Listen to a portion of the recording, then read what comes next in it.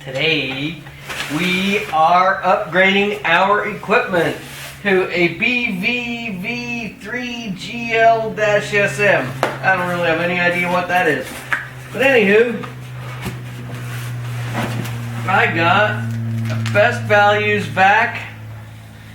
It's one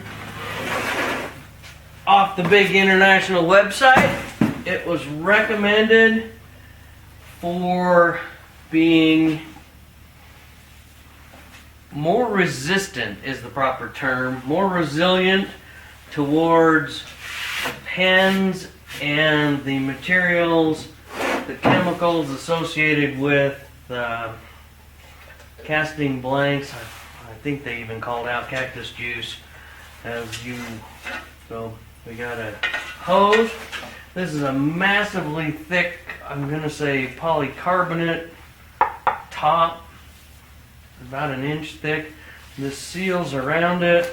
We got just a basic, looks like aluminum cook pan. I got some instructions. We better take those off, put them aside. Tim the Toolman Taylor doesn't need those, but I might. So, that's unboxing. And it looks like we've got a vacuum gauge, we've got an in and out, we've got a filter, and a bag type thing. I'm not sure exactly what that's for. So I think I can gently pull this seal off and expose the, well, I better be able to get that off better than that. I want this to be see-through. I definitely want this to be see-through. It's not looking good for our hero there.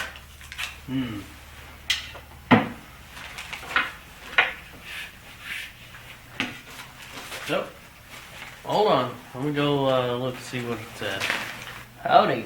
I just went through this great, fantastic explanation of how I got the top off here, and there was a little plastic film to get the paper to come off, and how I connected this and I connected that and the filter with little Teflon tape. And I pulled this rubber bit back here to let my gauge reacclimate itself 4,000 foot elevation. This little piece may or may not need to hook the vacuum up on this side and the relief vacuum on that side when we want to take the pieces out. But you can see it looks like it came together pretty quick. May work good. Let's go turn it on and give it a try. Okay, we are back. We are back in the purple. So in this chamber of coffee, I have lots and lots of little end cutoffs from Plumtree burl. That one's already been stabilized. That's totally awesome. I'm going to stabilize these with some cactus juice. And I'm going to do it this way. Put the big pieces right down there, nice in the bottom. And I'm going to put some other pieces on top. And I'm going to put all these little pieces in it. And they are going to shake, rattle, and roll with gravity and the purplish cactus juice. And then we're going to put this in that chamber and watch it vacuumulate. Vacuumulate is not a word. We're going to watch the vacuum pull all the air out of it and the magic happens. So if you've been following along, this is my old chamber, which was a cooking pot.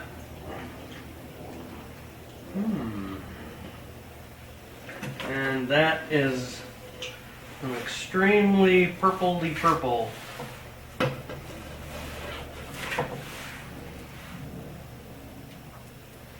I might need some more clear to clear. I do.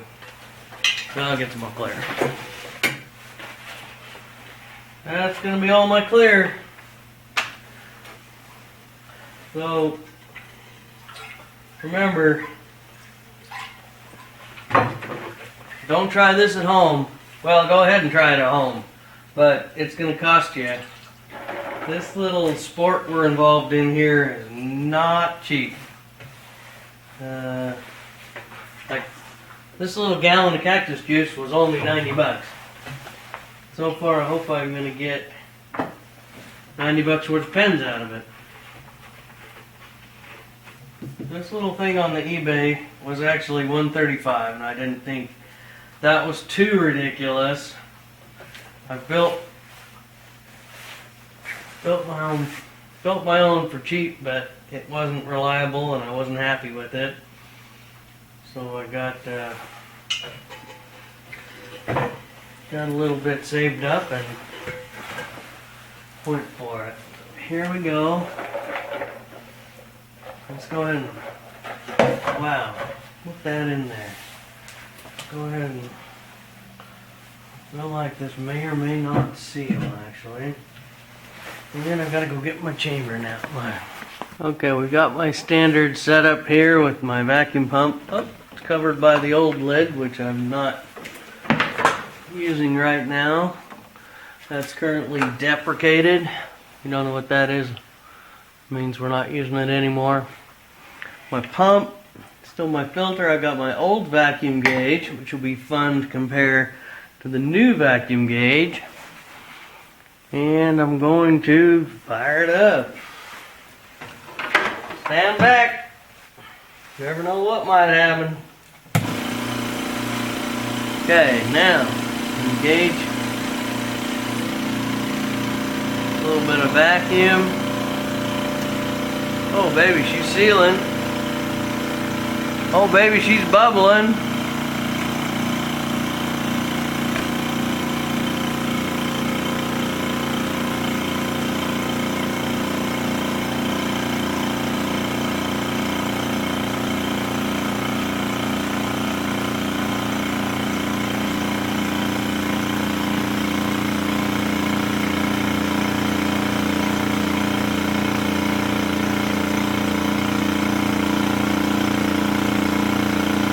Okay, so my old gauge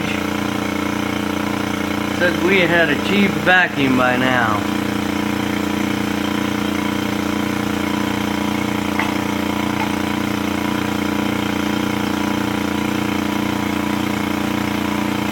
It thinks we had full vacuum. The new vacuum pump thinks we're not even close.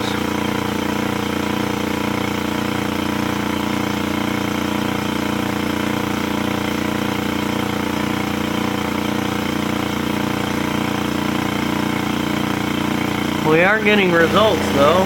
So this gauge shows 16, whereas the full vacuum would be clear over here.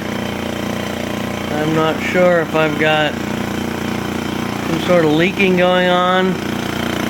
This gauge shows full vacuum, and that's what I always just thought was a full vacuum. But in theory, I can now turn that vacuum off, and this will hold a vacuum. So I'm going to give that a try.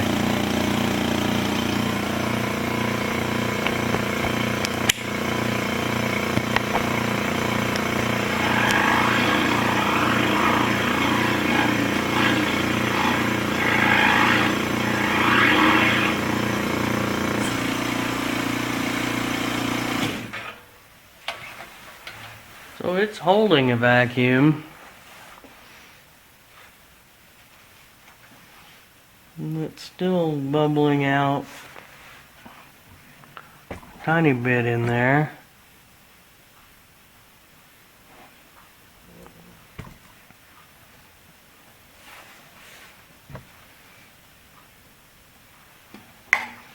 Interesting results. Now we're vacuuming more, and I can see the vacuum's going up, and I'm starting to get more bubbles out of the system.